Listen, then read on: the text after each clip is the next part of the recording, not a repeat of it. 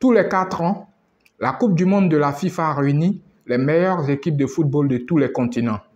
Malgré les controverses qu'elle a suscitées, la Coupe du Monde Qatar 2022, qui s'est achevée le 18 décembre 2022, est restée fidèle à la logique du football business. Et cette fois-ci, avec des chiffres records.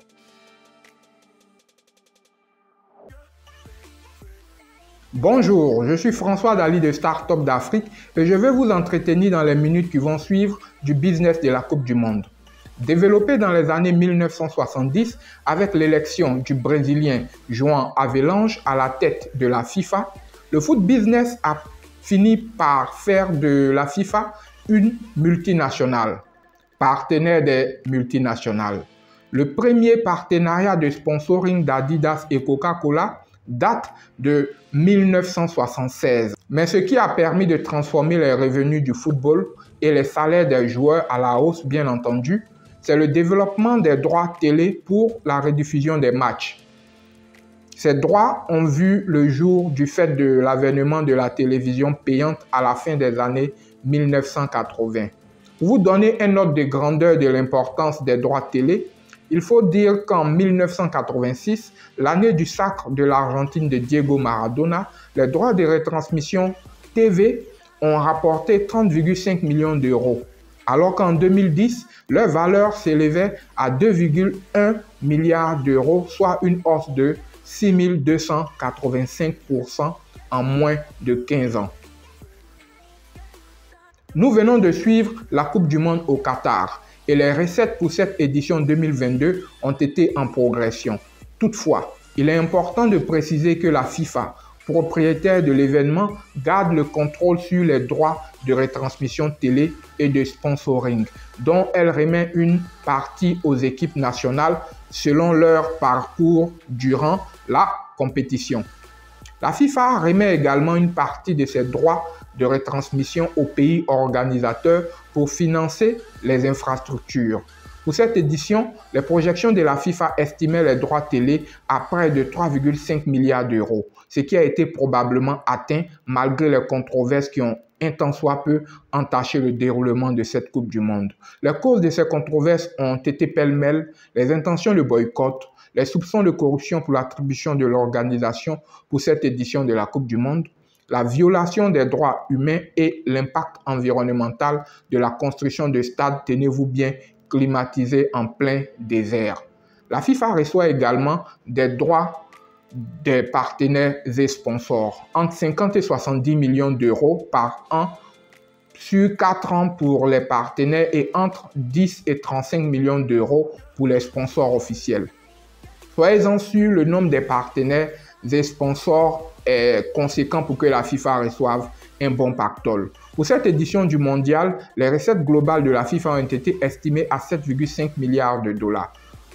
Pour cette édition 2022, ces recettes se sont structurées de la façon suivante. Autour de 50% des droits de rediffusion télé, plus de 25% de droits marketing, 11% de droits d'hospitalité et de la billetterie, environ 5% de droits d'exploitation de licences, le reste provenant de diverses sources de revenus. Pour le pays organisateur, le retour sur investissement provient d'abord de la billetterie, je veux dire de la vente des tickets pour accéder au stade. Environ 3 millions de tickets ont été vendus pour Qatar 2022. Les recettes du Qatar ont aussi été touristiques. Je fais allusion ici aux séjours d'hôtel, aux frais de restauration, aux transports et autres. Bref, le Qatar tablait sur des revenus s'élevant à près de 20 milliards de dollars pour cet événement. On pourra dire environ 12 000 milliards de francs CFA. C'est une somme assez importante, mais qui cependant ne peut pas rivaliser avec les 220 milliards de dollars que le Qatar a investi pour l'organisation de cette Coupe du Monde. Bien entendu, les attentes du Qatar par rapport à l'organisation de cette Coupe du Monde n'étaient pas seulement économiques. Il s'agissait aussi de donner de la visibilité et une présence diplomatique à cette monarchie pétrolière.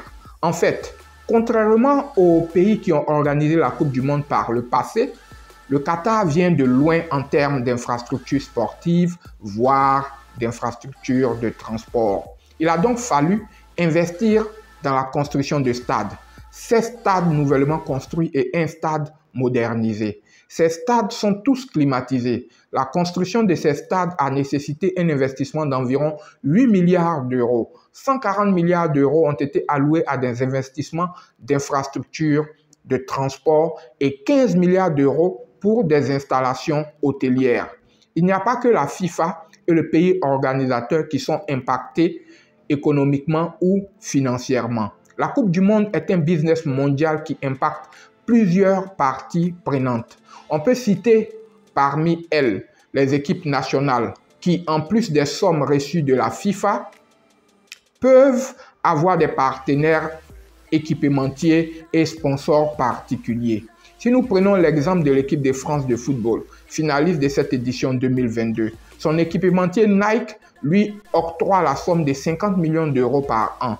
Ses partenaires majeurs que sont Crédit Agricole, EDF, Uber Eats, Orange et le constructeur automobile Volkswagen lui donnent entre 5 et 8 millions d'euros par an et cela par partenaire.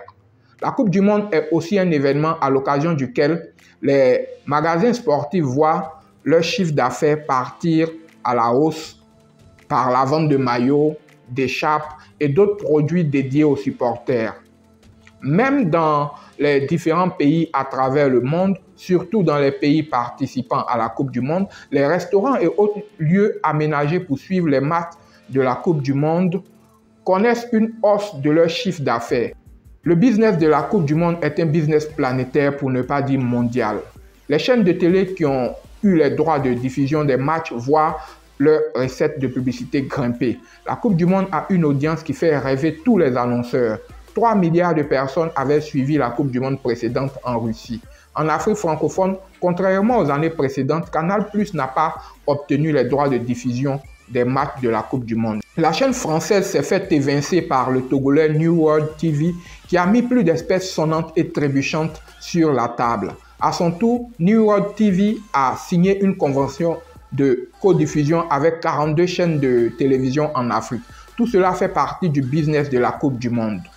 Un business juteux qui fait intervenir des sommes souvent plus importantes que des budgets de pays.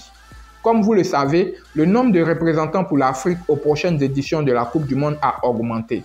De 5 représentants à l'édition 2022, le continent aura 9 représentants dès l'édition 2026 qui se déroulera simultanément au Canada, au Mexique et aux États-Unis. Nous espérons que ces équipes continueront sur la lancée du Maroc qui a fait une impressionnante Coupe du Monde 2022 en sortant des favoris comme l'Espagne et le Portugal. Mais d'ici là, on se dit à la prochaine.